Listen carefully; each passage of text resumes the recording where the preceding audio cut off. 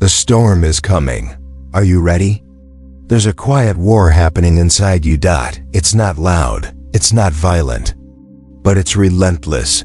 A war between who you are and who you could become, between reaction and reason, impulse and intention, fear and freedom. The world will not wait for you to be ready. It will throw chaos at your feet. It will test your patience, your pride, your peace. And if you don't have a code, if you don't have an anchor, you will drift. You will break.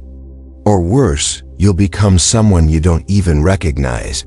But there is another way, a path forged by warriors of the mind, men who live with discipline, not distraction, clarity, not chaos, courage, not comfort, they called. It's Stoicism. It's not about being emotionless. It's about being unshakable in a world that wants to shake you. It's not about control over others. It's about mastering the only thing you can control, yourself.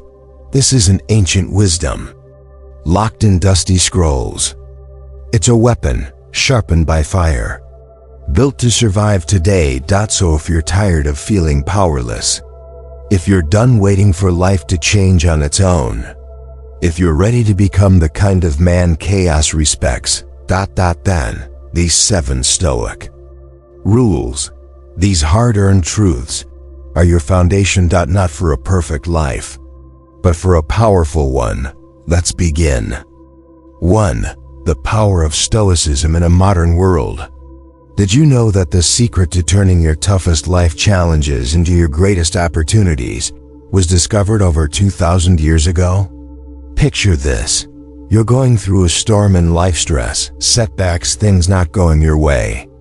But instead of panicking or spiraling, you remain calm, centered, grounded. Almost like you have some kind of unshakable inner armor. Sounds like a superpower, doesn't it? But here's the thing, it's not fiction. It's not wishful thinking. It's an ancient philosophy called Stoicism, and it's just as relevant today as it was in the marketplaces of Athens or the marble corridors of ancient Rome. At its core, Stoicism teaches one powerful truth. We don't get to control everything. That happens to us. But we do get to control how we respond. And in today's world where chaos, conflict, and uncertainty seem to be daily guests at our door, that's the kind of philosophy that might just be our greatest ally.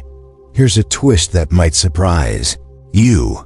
Stoicism isn't just about thinking. It's about doing. It's not about suppressing your feelings or pretending to be a robot. It's about managing your emotions with clarity, living with resilience, choosing purpose over panic. So whether you're dealing with stress, navigating heartbreak, or just trying to stay sane in a noisy, unpredictable world, stick around. In this video, we're going deep into Stoicism. We'll break down its timeless wisdom, see how it applies to real life, and discover how you can use it not just to think differently, but to live differently. So if you're ready to become stronger, wiser, and more unshakable than ever, hit that like button, subscribe, and stick with me. Every minute of this video is another step toward unlocking the ancient wisdom that could transform the way you face life. Let's start with something small but powerful. Have you ever sat in traffic, fuming because the clock is ticking and you're already late? Or maybe you've gotten frustrated scrolling through your phone, reading a nasty comment someone left on your post. Yeah, those little moments, they're tests. Daily pop quizzes life throws at us. And how we respond to them. That's where Stoicism shows up. See, one of the greatest Stoic minds, Epictetus, said, "It's not what happens to you, but how you react to it that matters." Think about that. Traffic, not in your control. A rude comment, out of your hands. The weather ruining your weekend plans. Same story. But how you respond, that's yours. That's where your power lies. And modern psychology backs this up too. Carl Jung, The father of analytical psychology put it this way: I am not what happened to me. I am what I choose to become. This mindset is more than philosophy. It's a tool, a perspective shift that puts you in the driver's seat of your emotional world. Let's break it down even more. Let's go back to that traffic jam. You're running late, you're irritated. Your day feels like it's spiraling. You've got two choices. Option 1, let frustration take over. Start honking, muttering under your breath, clenching the steering wheel like it owes you money. Option 2, pause, breathe. Accept that you can't change the traffic and use the moment. Maybe throw on a podcast you've been meaning to catch up on. Maybe just sit with your thoughts for a minute. The traffic? Still there. But your stress? It just dropped by 80%. Your mindset shifted. You're not stuck. You're in control of your reaction. That's Stoicism. This idea doesn't just apply to traffic. It works in our goals, our relationships, our careers. Marcus Aurelius, the philosopher emperor of Rome, said, "You have power over your mind, not outside events." Realize this, and you will find strength. Let's say someone insults you. Sure, you could fire back or spiral into anger, but what if you didn't? What if instead you remembered, this person's words don't define me, my response does? That's not weakness. That's strength. That's control. That's Stoic power in real time. Here's a practical tip you can use right now. The next time something happens that riles you up, ask yourself this simple question: is this within my control? If the answer is yes, take action.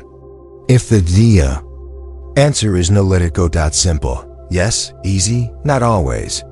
But practice it daily, and it will change your life. Because the truth is, most of the things we stress over aren't actually ours to control, but our thoughts, our emotions, our actions. That's 100% on us. And when we own that truth, we stop being victims of circumstance and start becoming authors of our story. So here's your Stoic takeaway for today. Life's not going to stop testing you, but you don't have to fail those tests. You can choose your reaction. And that choice? That's the difference between feeling powerless and being powerful. Focus on what you can control. Let go of what you can't, and step into every situation with clarity and calm. Because in doing so, you're not just surviving, you're thriving, you're becoming resilient. You're living the Stoic way. 2. Accept reality, even when it hurts. Let's be honest for a moment. Reality doesn't always play fair. Sometimes you lose the job you gave everything to. Sometimes the person you love walks away. Sometimes life just breaks your heart. And in those moments, what do most of us do? We resist. We replay the past in our heads. We ask, why me? We bargain. We deny. We rage. But here's the truth, and it might sting. Reality doesn't change just because we don't like it. And the longer we fight it, the longer we suffer. This is where Stoicism steps in, not as a cold, heartless philosophy, but as a shield for your spirit and a compass for your mind.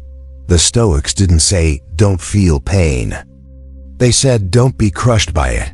They believed that accepting reality, even when it's brutal, is the only way to move through it and rise above it. One of the most powerful lines comes from Epictetus: do not seek for things to happen the way you want them to.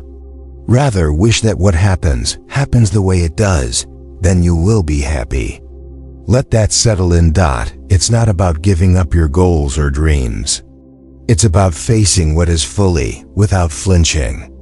Only when we stop resisting reality can we actually begin to work with it. Here's an example. Imagine someone you love deeply suddenly cuts you off, no warning, no explanation.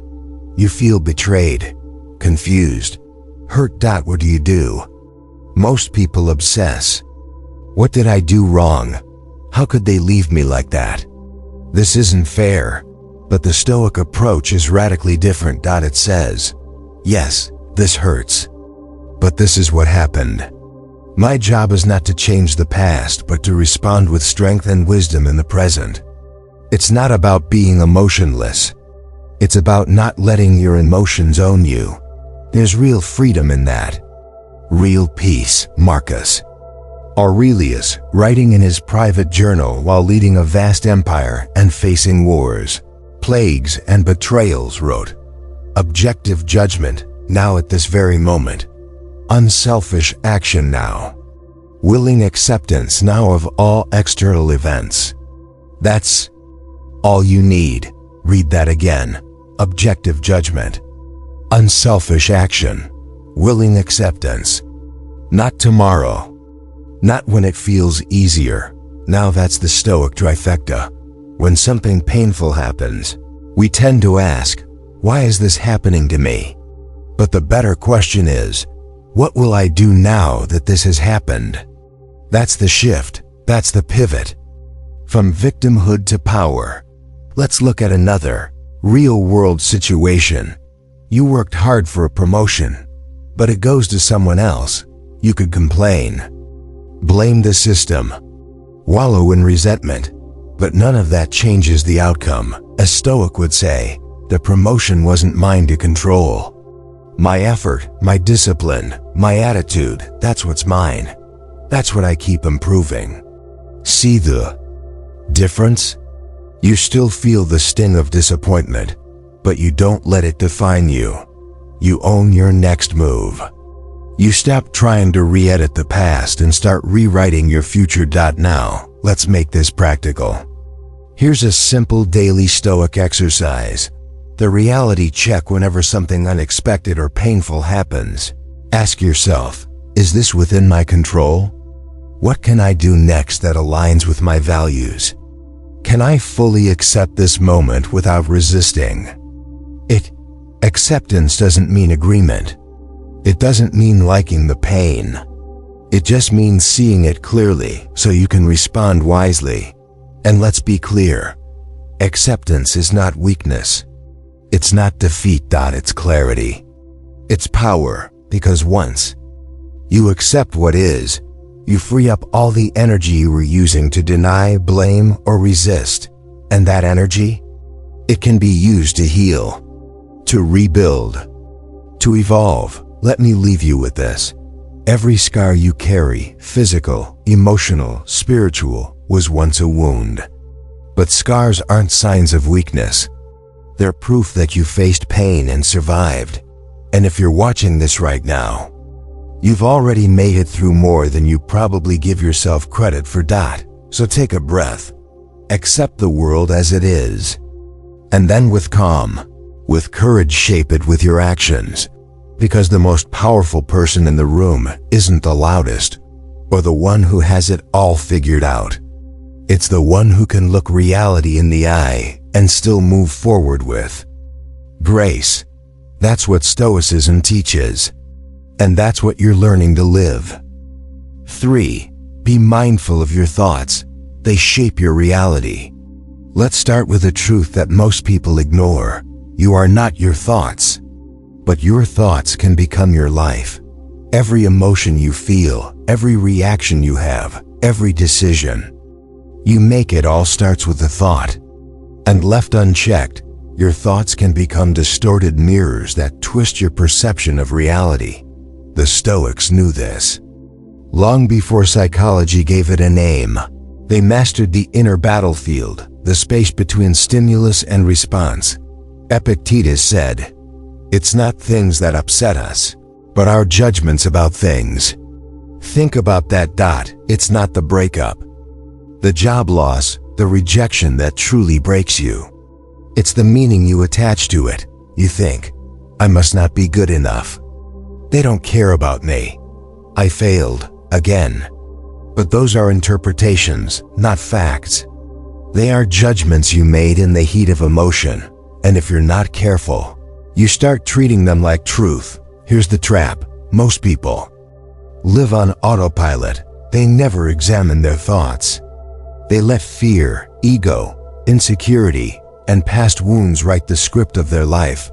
A look, a tone of voice, a delay in a text reply. Suddenly, their mind spirals. They're ignoring me. They're mad at me. I always mess things up. None of it may be true. But the mind, once it starts running, doesn't care. This is why Stoicism teaches mindfulness, not in a spiritual, float-away kind of way, but in a grounded, tactical way. Marcus Aurelius wrote, "You have power over your mind, not outside events. Realize this, and you will find strength." Let's make it simple. Here's the Stoic formula. Event gives judgment, gives reaction. Most people only notice the event and the reaction. They skip over the judgment, that middle space where interpretation happens. But that's the most important part. That's where your power lives. Let's say someone cuts you off in traffic. Event: the car swerves in front of you. Judgment: what a jerk. People are so selfish. Reaction: anger, tension, cursing under your breath. Now rewind. What if the judgment was, maybe they're rushing to the hospital? Same event, different thought, different emotional outcome. That's the Stoic edge. You learn to pause between what happens and how you respond.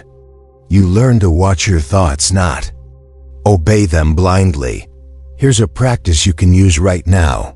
The inner observer technique. When you feel upset, anxious, or reactive, pause.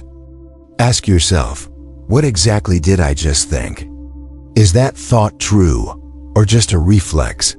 Would a Stoic agree with this thought? This is how you stop being a puppet of your mind and start becoming its master. Because most people don't think, they react. Most people aren't mindful, they're trapped in noise. But the Stoic trains for clarity, for stillness, for precision. Now let's go deeper. Marcus Aurelius said something profound. The soul becomes dyed with the color of its thoughts. That means your consistent thinking shapes your identity. If your thoughts are constantly bitter, you become bitter. If your thoughts are anxious, you live in fear, even if nothing is threatening you. If your thoughts are grateful, peaceful, curious, you begin to live that way. It's not about forcing positive vibes. It's about becoming deliberate. And here's a truth that's hard to accept. If your mind is undisciplined, your life will be too. You'll chase things you don't need, react to things that don't matter, feel like a victim to every passing emotion. But if you take command of your thoughts, if you question them, shape them, strengthen them, you become unshakable. Not cold, not distant, but clear, calm, centered. That's the Stoic path. So ask yourself, are you feeding thoughts that build you or break you? Are you fueling peace or rehearsing pain? Are you letting your mind wander blindly or guiding it with intention? Because here's the final truth.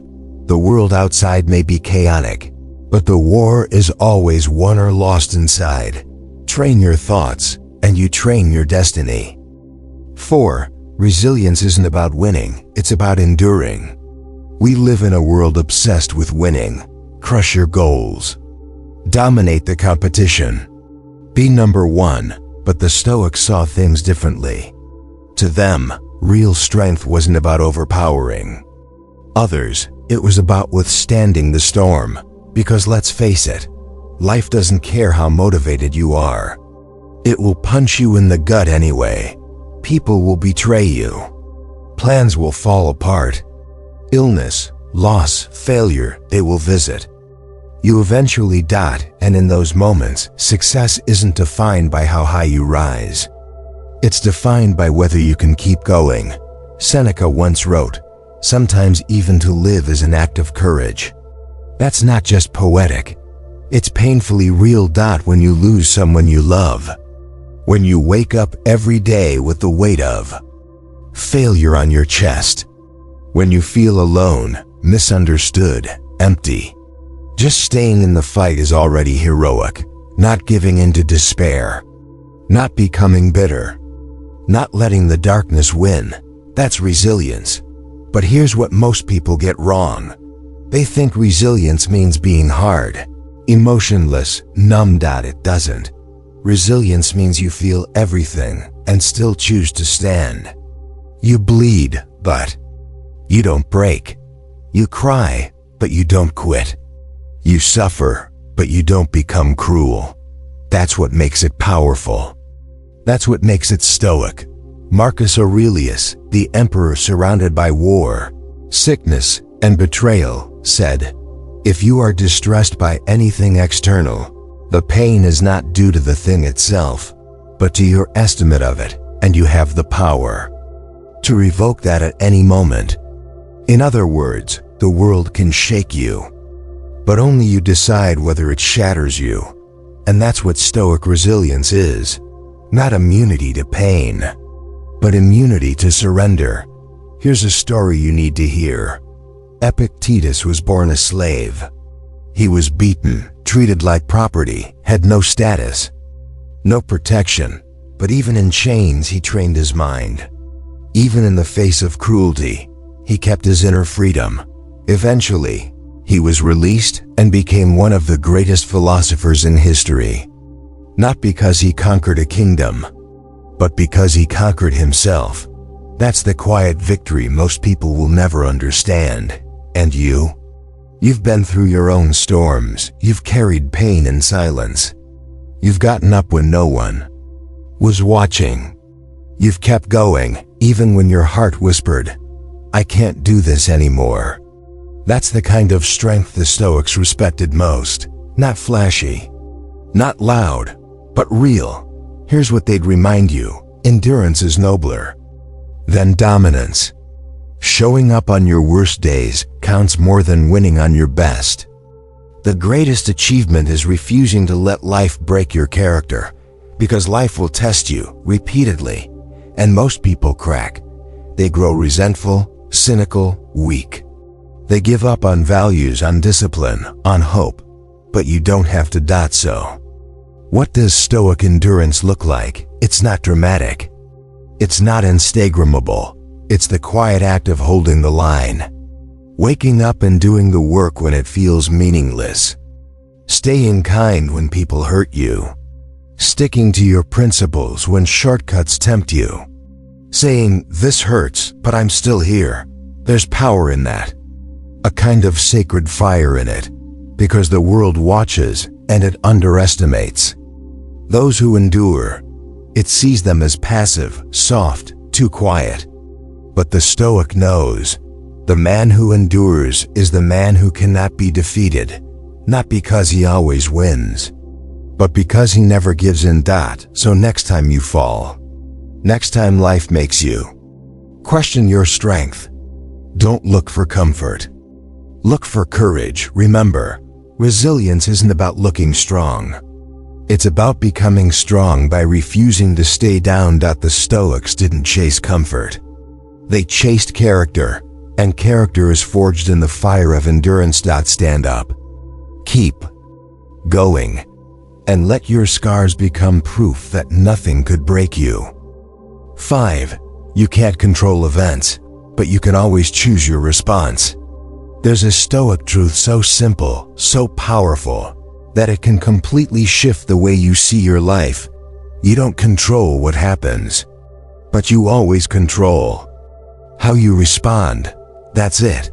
This isn't motivational fluff. It's the foundation of Stoic strength. Because once you understand this, no one can truly control you ever again. Think about it.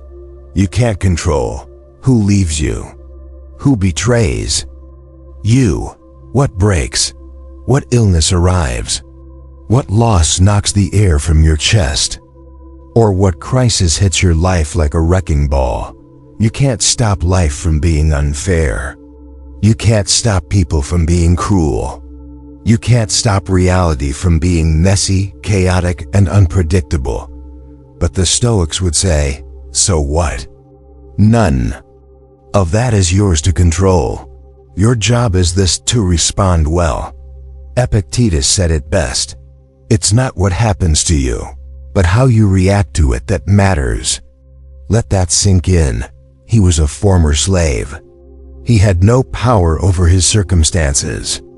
He was beaten, humiliated, degraded. But he learned that no man, not even a cruel master, could touch what truly mattered: his mind, his choices, his inner freedom. And that's what Stoicism gives you, a kind of internal sovereignty, where the world can rage around you, but inside you're unmoved. Modern life constantly tries to provoke you. You scroll your phone and get flooded with outrage. People cut you off, lie to you, ghost you. Deadlines crush your energy. News headlines are designed to trigger you. It's endless. But here's the Stoic mindset. Pause. Think. Choose. You don't react. You respond. Because reacting is instinctual. Responding is powerful. Let's break it down. You get insulted. You don't have to retaliate. You get ignored. You don't have to chase. You face injustice.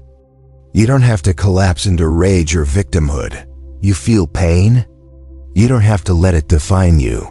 This isn't about being passive. It's about being principled. You become a person of calculated response, not emotional chaos. Marcus Aurelius wrote, "The impediment to action advances action. What stands in the way becomes the way." He didn't just mean obstacles were opportunities. He meant that even when life resists you, you can choose to turn that resistance into strength. Your reaction can become your transformation. You lose your job, turn it into a pivot. You get betrayed, turn it into clarity. You hit rock bottom, turn it into the foundation for something unshakable. You don't control the waves, but you do control how you sail. You don't control the weather, but you do control whether you curse the storm or learn to dance in the rain. That's what the Stoics believed, and they weren't delusional optimists. They weren't preaching denial. They were warriors of the mind, men who stared down suffering and chose discipline over despair, who were insulted but didn't return hatred, who were defeated but didn't become bitter, who lost everything but didn't lose themselves. So here's your challenge. In every moment, you have two choices. Give your power away, blame, complain, collapse. Hold your power tight, respond with clarity, strength, and self-respect. Most people choose the first because it's easier, because it feels justified, because it gives you someone or something else to hate. But the Stoic chooses the second because it's harder, because it's cleaner, because it frees you. So next time something hits you, a comment that stings, a plan that falls apart, a silence that hurts, a life event that you didn't ask for and didn't deserve, pause. Remember, you don't control the event, but you do control the meaning you assign to it, and that meaning will shape your life. In the end, your response is your story. Not what they did to you, not what the world took from you, but how you responded when life tested you. Will you be proud of your reaction? Will your future self thank you for how you handled it?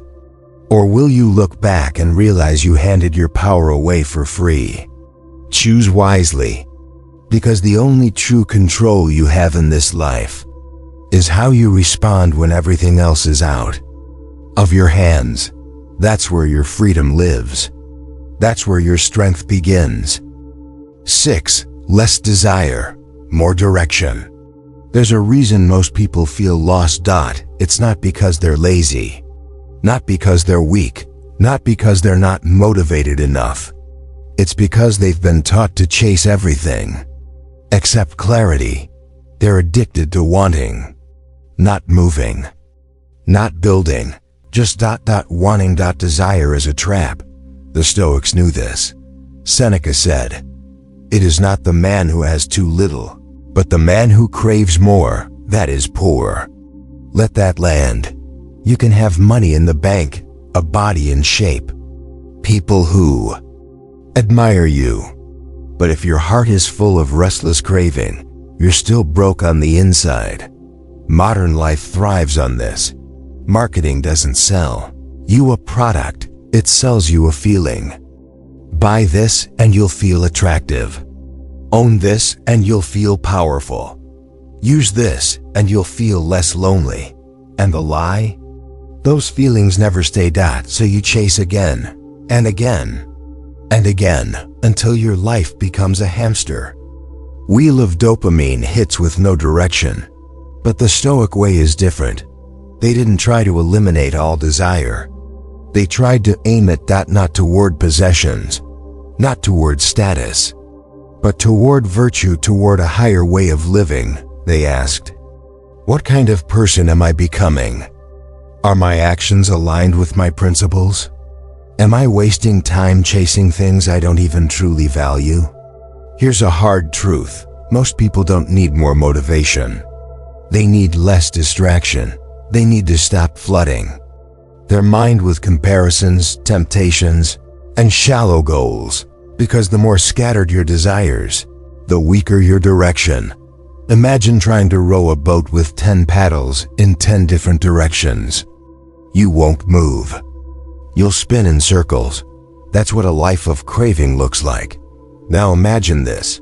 You remove half those paddles, then 7, then 8, until you're left with one direction. That's focus. That's freedom. That's Stoicism. Marcus Aurelius wrote, "You must build your life action by action, and be content if each one achieves its goal as far as possible." Not 10 goals, not 15 outcomes, just one clear path walked with purpose. So ask yourself, what do you want? That's actually worth wanting? What are you pursuing that actually aligns with your deepest values? What desires are stealing your time, your peace, your focus? Because most cravings aren't yours. They're fed to you by a culture obsessed with more. More likes, more validation, more noise, more comparison. And in all that clutter, you lose sight of the one thing that matters: direction. Stoicism teaches you to trade wanting for walking. Instead of craving attention, give your full attention to what matters. Instead of needing validation, validate your own actions.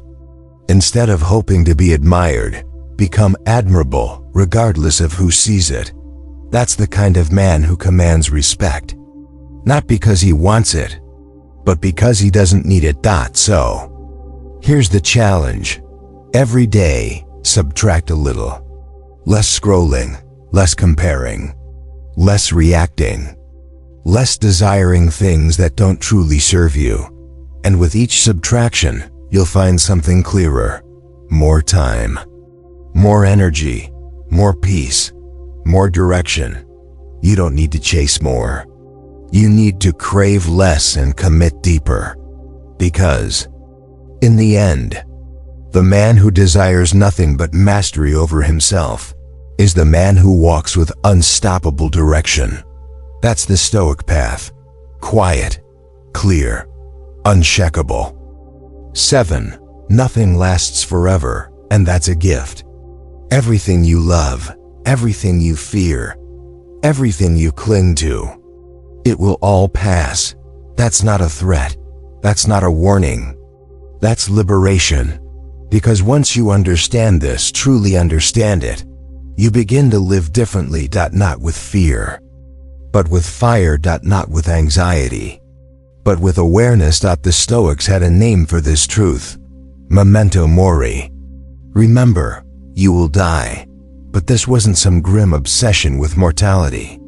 It was a tool, a lens, a way to strip away the illusion of permanence and finally see what matters. Marcus Aurelius reminded himself daily, you could leave life right now. Let that determine what you do, say, and think. Let that sink in. You could leave life right now. Not in 30 years, not in some distant future, not someday. Now, and if that's true, if this breath could be your last, then how should you live? You'd stop wasting time on petty arguments. You'd stop holding on to grudges that rot your soul. You'd stop chasing approval from people you don't even respect. You'd stop waiting for the perfect moment. Waiting to feel ready. Waiting for someone else to tell you it's time. No. You single quotes deact. You'd speak truth. You'd forgive. You'd love deeper. You'd take risks that matter and let go of fears that don't. And that is exactly what the Stoics were trying to teach. Because once you truly grasp impermanence, you stop clinging and start choosing. You stop fearing change and begin flowing with it like a river, not a rock. You start saying yes to the present instead of being haunted by the past or hypnotized by the future. The Stoics didn't deny the pain of loss. They just refused to be broken by it. Epictetus put it this way: never say of anything, "I have lost it," but only, "I have given it back." Think about that. You don't lose your youth, you return it. You don't lose your loved ones, you release them. You don't lose time, you offer it to the rhythm of life. This shift doesn't make the pain vanish, but it does give it meaning. And with meaning comes strength. So the next time you feel the fear of losing something, your status, your health, your control, your comfort, remember, nothing lasts. Not joy, not sorrow, not even suffering, and that's what gives each moment its weight, its urgency, its beauty. You're not promised another sunrise. You're not guaranteed another chance to say, "I'm sorry," or "I love you," or "I forgive you." So say it now. Do it now. Live it now. This isn't morbid. It's freedom. Because the man who accepts the impermanence of life is the man who lives fully in it. He doesn't waste time pretending he's immortal. He doesn't wait for the stars to align. He doesn't let fear dictate his choices. He knows he's a temporary traveler in this strange, beautiful world. So he walks it with open eyes, open hands, and an open heart. In the end, Stoicism doesn't ask you to fear death. It asks you to let the reality of death sharpen your commitment to life. To treat every breath as borrowed, every sunrise as sacred, every goodbye as possibly the last and therefore precious. Because nothing lasts forever, and that's not something to grieve. It's something to celebrate. It means everything matters now. You've just seen the 7 rules, not just rules, foundations. Not for perfection, but for power. Not for applause, but for inner peace. Because in the end, it's not about controlling the world. It's about not letting the world control you. The modern man is pulled in every direction by opinions, temptations, fears, desires. But the Stoic man, he doesn't chase. He chooses. He doesn't react. He responds. He doesn't shout to prove his worth. His silence is enough. So now the question is simple. Will you live by these 7? Not just know them.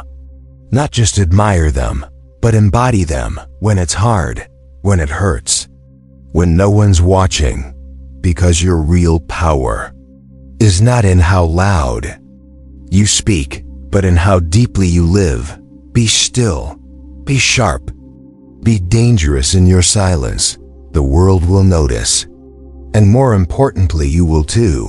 If this spoke to you, don't just scroll away. Let it sink in. Live it. And pass it on.